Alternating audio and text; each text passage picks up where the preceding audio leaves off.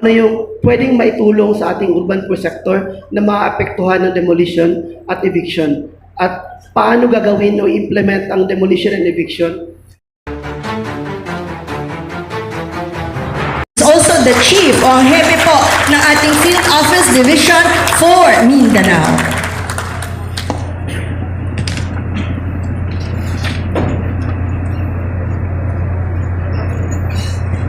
Thank you, Ma'am Grace. Good afternoon po, everyone.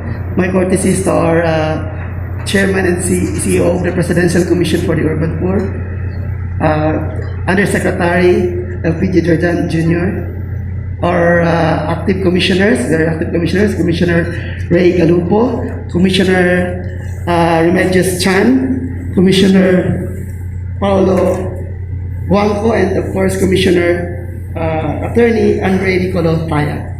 So, for the next 10 minutes given to me as my slot, I'll be discussing presenting the brief of the pre-demolition conference. In brief, I'll discuss what is pre-demolition conference, its purpose, and its coverage. Pre-demolition conference is simply a conference required by the Philippine National Police before it will approve the request for police assistance in the implementation. It is simply an interagency conference required by the Philippine National Police before it will approve request for police assistance in the implementation of administrative or court order demolition involving the underprivileged and homeless citizen. So if the demolition and eviction does not involve underprivileged and homeless citizen and their dwellings, pre-demolition conference is not applicable. So kailangan needed ito pag poor families at saka ang gigibain ay ang kanilang dwelling. So what is the purpose of PDC?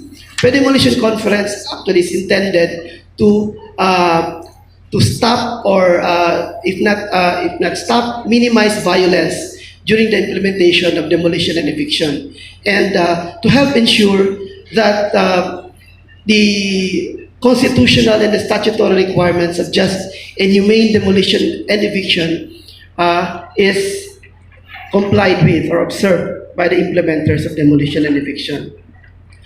Our government, especially the executive department, is employing different means to ensure that our urban poor are afforded the just and humane demolition and eviction process income sa kanilang demolition by employing first the local housing board as clearance before all demolition and eviction will be implemented. May clearance yan sa local government. And then, kung ma-implement na, meron pang another mechanism to ensure itong pre-demolition conference.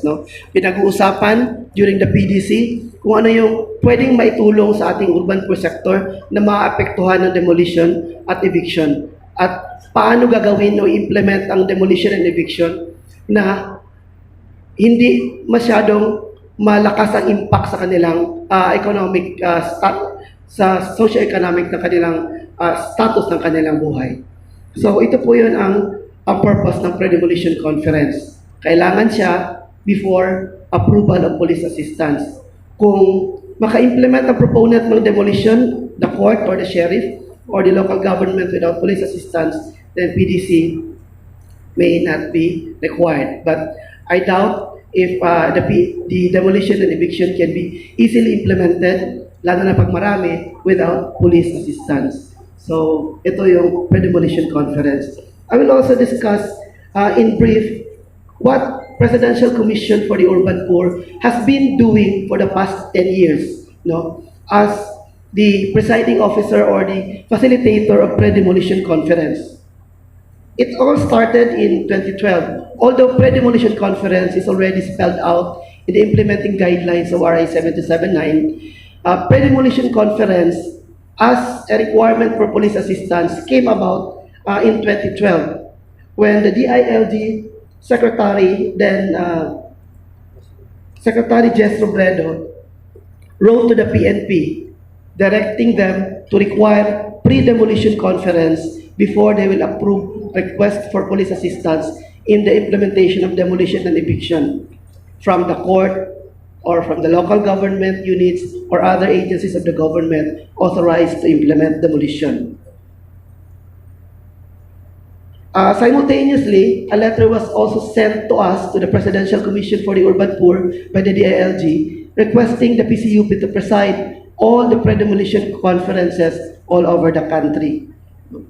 When the IRR of EO 69, Executive Order number 69, was issued to implement the EO 69, which strengthens the Presidential Commission for the Urban Poor on March 29, 2012, the pre-demolition conference as part of the PCUP's function is already spelled out in the IRR of Executive Order number 69. The next year, in 2013, the first PDC guidelines was signed by the DILG, PCUP, PNP, and the President of League of Cities and League of Municipalities. No? Ito po yung first PDC guidelines na na-recognize ng DILG, PNP, at saka League of Cities and League of Municipalities ang pre-demolition conference. From then on, we were already conducting pre-demolition conference. Although hindi pa siya na strongly advocated sa local government unit kasi hindi pa that strong ang advocacy, hindi pa that strong ang observe at pag-comply ng pre-demolition conference as requirement. No? So in 2014, Memorandum Circular number 2014-82, dated July 17, 2014, issued by the DILG, requiring, directing all the governors, city and municipal mayors, the provincial and municipal DILG officials to observe the pre-demolition conference as requirement in the conduct of demolition and eviction for purposes of police assistance.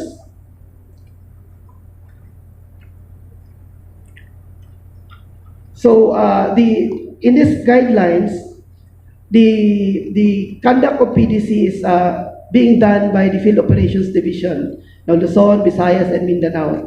And then the disposition of the cases after the conduct of PDC is also made by the Chief of Operations. No, from, for example, that time I was the Chief of Operations in Mindanao. After the PDC, I'll just write to the PNP that tapos na yung PDC. We have already convened an interagency meeting to discuss the needs of the urban poor families affected na demolition.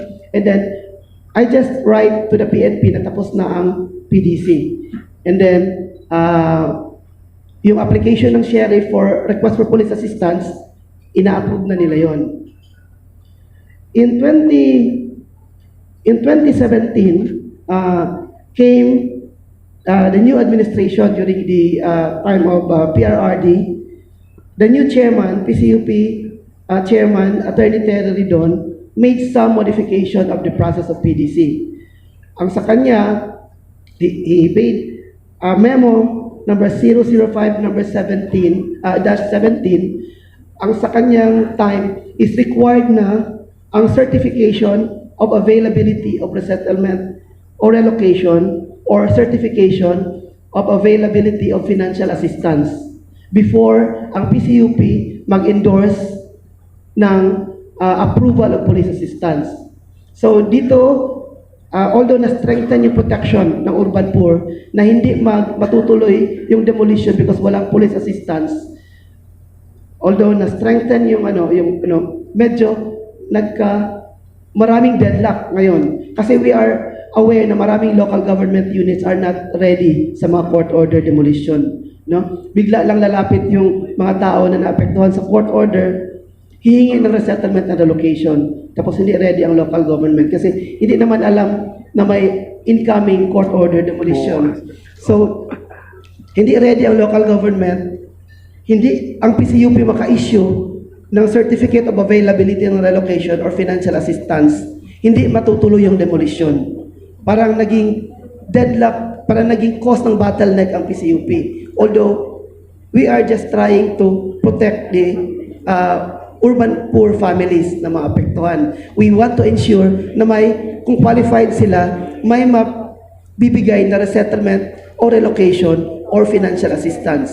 So kung walang certification, walang endorsement to PNP, walang police assistance, mahirap ang demolition and eviction ma-implement. So that time, so ang daming complaint against us, maraming syempre ang landowners, ang mga sheriff would question, bakit hindi mag-issue ang PCUP, tapos nyo naman ang PDC, di ba? Kasi in the first place, we only facilitate and preside the conduct of pre-demolition conference. But now, and then after we conduct, we notify the PNP na tapos na. But now we don't, parang sinususpend ang PDC until may maibigay na resettlement na relocation. So naging issue siya. And then came the year 2019, meron na namang resolution na na-issue ang bagong ang set of commissioners, ang set of commission na mas naging stringent pa siya na dapat ang area coordinator na nandoon sa area mag-certify under oath na meron talagang relocation and resettlement. Based naman din itong certification na to sa commitment ng local government unit. Kung nag-certify ang AC ngayon ng availability as certified by the local government unit, time comes when the demolition na andyan na, hindi maibigay, questionin naman ang area coordinator, nag-under oath ka, you have certified na may relocation at saka or financial assistance, but walang ibinibigay ang local government unit. So, medyo problema, no? And then, ang certificate ng PCUP, ng PDC certificate is valid only for 90 days. Pagkatapos ng 90 days, hindi mai-implement, PDC uli, call na naman ng different government agencies. Dito, parang well protected talaga yung urban poor families, no? Stringent masyado ang safeguard ng PCUP. Although because we have encountered so many issues, no? So many questions, so many cases against us, no? In 2019, nag-issue ng another Commission and Bank resolution, a resolution revoking Resolution number 05-2019, yung magse-certify ang area coordinator at saka magse-certify ang PCUP ng available resettlement and relocation. Kasi parang hearsay kasi nag-certify ang LGU, ang basis ng certification ng PCUP is based on the certification ng local government, which it may not be complied, no? Hindi na possible na hindi siya nagagawa dahil mayroong mga problema na ma-encounter, that is possible. So, inayos siya, merong Command Bank resolution revoking, and then, clarify yung guidelines ng PCUP. So, tuloy na naman yung pre-demolition conference, but in 2020, came COVID-19 pandemic. Good chairman, PCUP chairman, Alvin S. Feliciano, siya ang nakaharap ng time ng PDC, he issued a memorandum temporarily suspending all pre-demolition conferences. So, in a way na ma-prevent namin ang demolition ng ating mga urban poor families during pandemic, we suspended the conduct of PDC. No? Walang PDC. First, it's very difficult to convene ang ating mga participants sa PDCs because of the protocol ng social gathering. And then, second, of course, di ba, stay at home tayo, according to Chairman Feliciano. Stay at home tayo. Paano tayo mag-stay at home kung wala na tayong bahay? So, we nasuspend ang pre-demolition conference. Although, nang bumalik na yung, suspend na yung DILG Memorandum Circular na nag-direct ng pag-clearing ng mga road right-of-way during pandemic, when it was lifted, may verbal instructions si Chairman Alvin Feliciano noon sa amin, sa Chief of Operations ng buong PCUP, na i-lift na yung suspension. So although walang na-issue na suspension si Chairman Alvin Feliciano, but verbal instruction lang niya sa mga field operations, we continued na naman yung pag-conduct ng pre-demolition conference. Although, pagdating sa central office, kasi under the guidelines, the previous guidelines, all the issuance of certificates will be coming from the chairman. No? Ang groundworks sa ACs, then i-review ng Field Operations Division, and then we forward it to the legal office, and then to the chairman before ma-issue ang certificate. So it's so lengthy. No? Kaya during pandemic, umabot kami ng ang daming cases na pending, ang daming na-disappoint ng mga sheriff sa court, especially mga plaintiff, dahil na suspend yung pag-process ng kanilang pre-demolition conference. Now, dumating ang bagong administration with the leadership of our good chairman, LPG Jordan Jr. Siya ngayon ang nakasagupa ng sangkatutak na pending pre-demolition cases. No? As kami nasa field operation, kami ang napapila ng mga cases dahil matagal ang action. Now, when the new administration came, we addressed the problem. So, Chairman issued the 2022 PDC Interim Guidelines. Ang interim guidelines po is to address yung mga nakabinbin, daming nakabinbin na mga PDC cases no, para ma-actionan siya kaagad.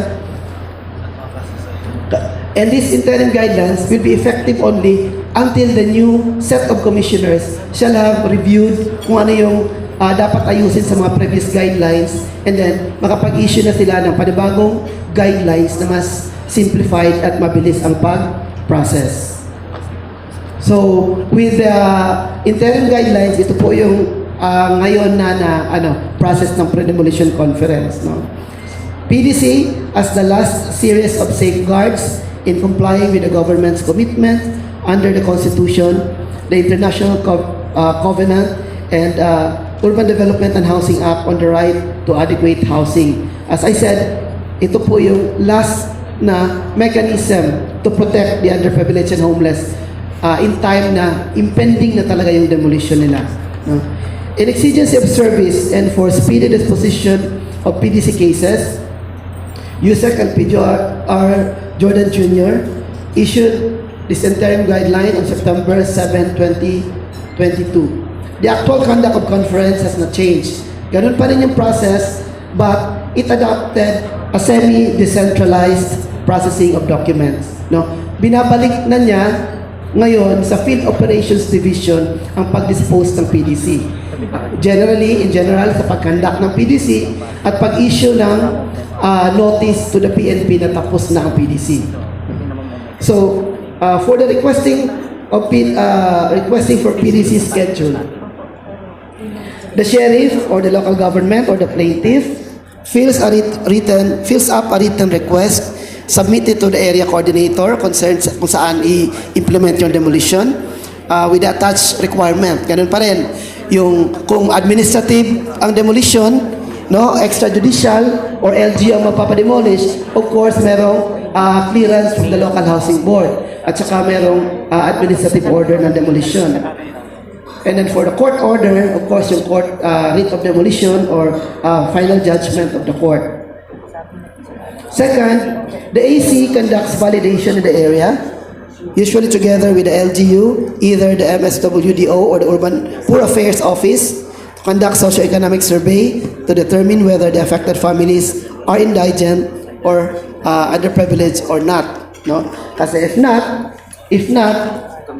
under these interim guidelines, the Field Operations Division sa local level can now write an exemption letter of the case to the PNP. No?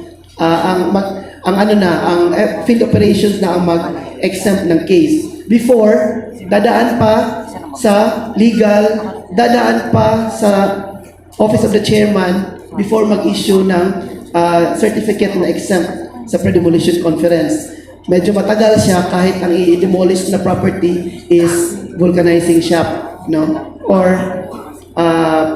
hindi dwelling or ang i-demolish na property building ng malaking negosyante. Dadaan pa sa process. So now, with the new interim guidelines, sa Field Operations Division na lang, mapicturean ng area coordinators, tsaka ma-verify na hindi siya covered, hindi underprivileged and homeless ang affected family, at tsaka hindi dwelling ang i-demolish. There is no need for pre-demolition conference. Local na siya. And then, actually, na-discuss ko na ito. Next slide. So, for cases not requiring PDC, no, yung exempted case, the termination of non-coverage shall be carried out by the FODs. For non-dwelling structures, yung abandoned structures, yung vacant lots, kasi yung possession lang yung i-install. Photos, documents will suffice. No? Sheriff are not supposed to request PDC on these cases. Pero minsan, ang PNP hindi nagbibigay ng police assistance kung walang go signal from the Presidential Commission for the Urban Poor.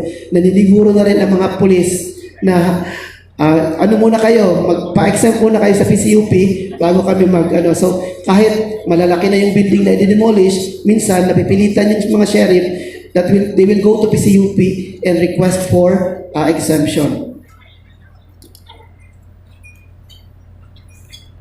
And then,